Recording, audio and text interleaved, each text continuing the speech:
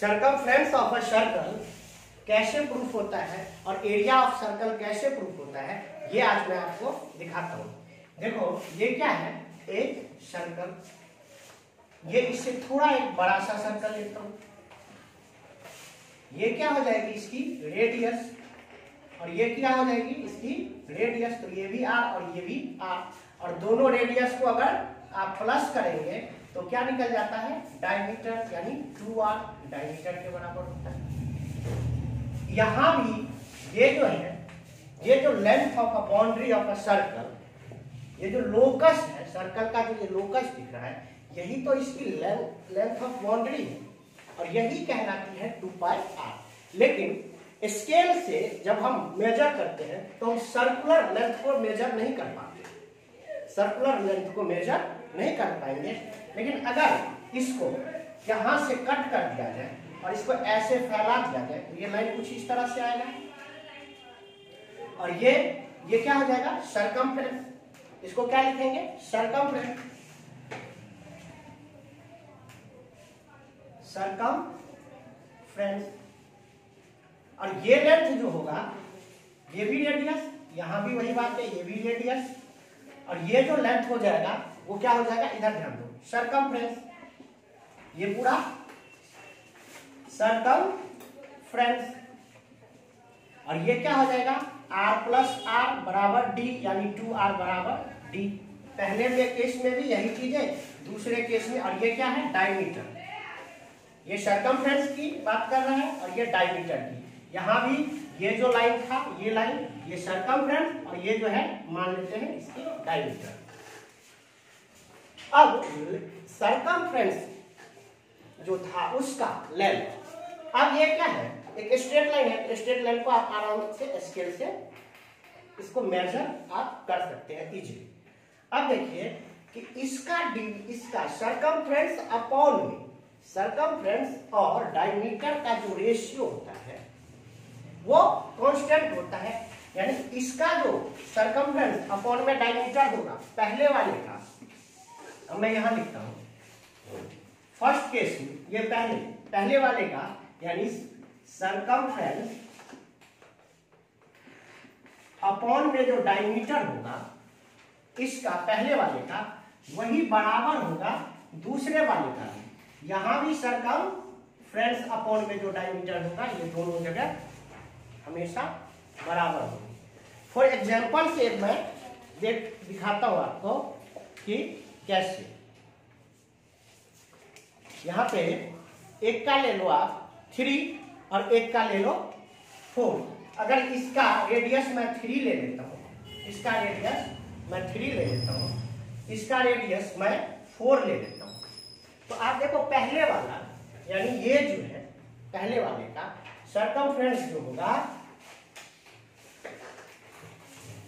और यहाँ d कितना दे रखा है, तो 3 2 जा 6, ये 6 हो जाएगा। और ये इसका सरकमफ्रेंस जब निकलेगा, इसका टोटल लेंथ, ये जो छोटे वाले का लेंथ था वो कितना आ रहा है, 18.85, ये पूरा लेंथ। और इसका जो लेंथ निकाला था, ये इसका मान के चलो यहां से यहां तक जो लेंथ आया था, इसको यहां से कट करके जो एक लेंथ आई थी, वो लेंथ कितनी की आई थी, तो 25.1। तो यहां क्या लिखेंगे, ये वाला लेंथ यानी 18.85, और यहां कौन सा लेंथ लिखेंगे, 25.1 अपॉन में ये जो डायमीटर है, यहाँ का डायमीटर कितना हो जाएगा 8, और ये वैल्यू जो है ये आएगी 3.14, यहाँ भी 3.14, और 3.14 जो होता है इसी को पाई की वैल्यू मानी जाती है। कहने का मतलब है ये दोनों वैल्यू क्या आई, कांस्टेंट आया, बराबर आया। तो जैसे कांस्टेंट को हम के मान लेते हैं, तो ग्रीक वर्ड में जैसे हमारे अल्फाबेट होते हैं ना, वैसे ग्रीक अल्फाबेट में 16 पोजीशन पे पाई आता है, तो उसने इसको पाई मान लिया। तो ये देखो कांस्टेंट वैल्यू दोनों ही, यहाँ इसका जो डिवीजन हुआ, यहाँ इसका जो डिवीजन हुआ, वो 3.14 ही होगा, जिसको पाई मान लिया गया। अब देखो अगर यहाँ कहीं पे आप इसको कैसे दिखाएंगे, तो यहाँ सरकमफ्रेंस अपॉन में d डी को क्या लिख सकते हैं 2r, क्या लिख सकते हैं 2r, तो ये कितना हो गया 3.14। तो सरकमफ्रेंस इज इक्वल क्या हो जाएगा, ये यहाँ डिवाइड में तो इधर मल्टीप्लाई में 3.14 मल्टीप्लाई 2 और r, और इसको क्या लिख सकते हैं पाई इंटू 2r, तो ये क्या हो जाएगा 2 पाई r। तो आप इस तरह से इसको प्रूव कर पाएंगे कि कैसे सरकमफ्रेंस 2 पाई r होता है। अब इसी में एरिया की जब बात होगी तो एरिया हमें पता है कि सर्कल का एरिया क्या होता है पाई r स्क्वायर। ये अगर रेडियस है, ये यहां से यहां तक कोई रेडियस है, और ये जो टोटल लेंथ अभी हमारा निकला 2 पाई r, diameter of circle 2 pi r, बड़ी दी जो निकली वो 2 पाई r। तो ये देखिए 2 पाई r स्क्वायर कैसे होता है, पाई r स्क्वायर कैसे होता है। इस सर्कल को आप देखिए अगर थोड़ा थोड़ा इसको मिटाते जाएंगे, जब इसको मिटाते जाएंगे तो मिटाते मिटाते छोटा करते करते करते करते एक ऐसा पॉइंट आएगा जो लगेगा कि स्ट्रेट लाइन है। इतना बड़ा तो नहीं दिखेगा, लेकिन आप इसको पार्ट वाइज करते जाएंगे तो एज्यूम करेंगे कि एक जगह आके ये टेंस टू क्या हो जाता है स्ट्रेट लाइन, स्ट्रेट लाइन हो जाता है। और इस स्ट्रेट लाइन को मान के चलो यहां से यहां तक स्ट्रेट लाइन लगता है, जैसे ये स्ट्रेट लाइन ऐसा मिल रहा है। और ये क्या है डायमीटर, ये क्या है बेटा डायमीटर, तो ऐसा भी डायमीटर, ये भी यहां से चला ये भी डायमीटर, और ऐसा कोई डायमीटर, बहुत सारे इसमें लाइन हम ड्रॉ करेंगे, बहुत सारे लाइन, और एज्यूम ऐसा लगेगा कि एक पॉइंट ऐसा मिला जो हमारा क्या है स्ट्रेट लाइन है, तो कुछ ऐसा बन के आएगा एक तरफ से।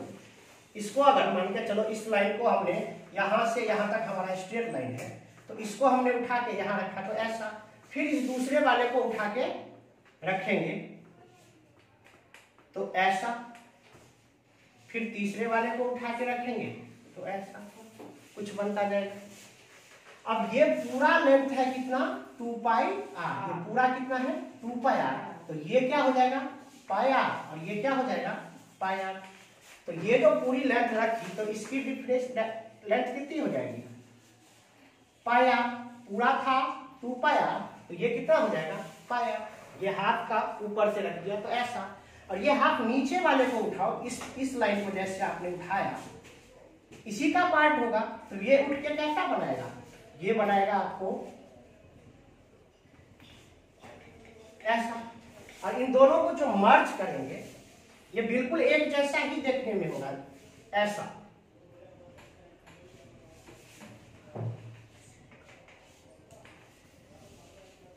कुछ इस टाइप से इसको जब मर्ज करेंगे आप तो एक दूसरे को ये क्या करेगा पूरी तरह बंद करेगा, और ये एक पैरेललोग्राम या रेक्टेंगल का शेप क्रिएट करेगा। तो आप ये देखो कि इस तरफ का ये जो था वो क्या बन रहा है, ये छोटा छोटा छोटा छोटा पॉइंट बन के यही तो आ रहा है। तो ये जो लेंथ हो रही है किसके बराबर ये लेंथ होगी पाई r के बराबर ये लेंथ होगी, ये भी पाई r। और ये लेंथ जो है ये लेंथ ये क्या हो रही है ये लेंथ यही तो बराबर चल रही है, तो ये क्या हो रही है रेडियस।